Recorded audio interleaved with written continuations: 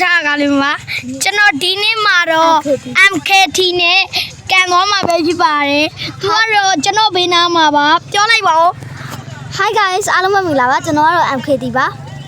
ဟုတ်ပါတယ်အခုကြားလိုက်ရတော့ MKT ပါသူက YouTuber ပါခင်ဗျာသူအခုချိန်မှာတော့ကျွန်တော်ဟာလာနဲ့ပဲကန်လိုက်တော့မယ်ဗျာ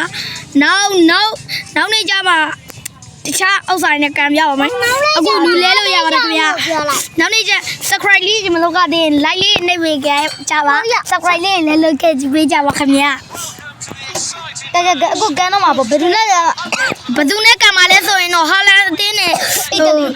လီအသင်းလားမသိပါဘူးခင်ဗျာအဲ့ဒီနားနဲ့ကံမှာပါခင်ဗျာပါတယ်ကိုကျွန်တော်ပေးတယ်ခင်ဗျာပေးတယ်ဟုတ်တယ်သူတို့ဘက်မရောက်ခင်ကျွန်တော် ကလည်းအားပေးကြပါနော် ကျွန်တော်အခုချိန်မှာတော့ကို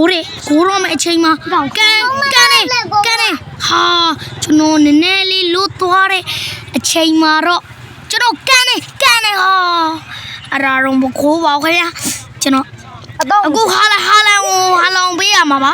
ဘေးနားနေပြီးတော့ဟိုကလိုက်ပြီးတော့ဟိုအားပြင်တာ ကျွန်တော်အခုတော့အေးရပြီဟိုကန်ပြီဂိုး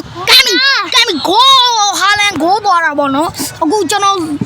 ကန်ပြတာကောင်းတာဗျာ ညဟာလာလားအိတ်တယ်လား ဟာလန်ခုချိန်မှာတော့ဗီဒီယိုလေးကိုတော့ဒီတော့လည်းပဲအဆုံးသတ်ချင်ပါတယ်ခင်ဗျာအားလုံးဘိုင်ဘိုင် တော်တော်လိုက်တာ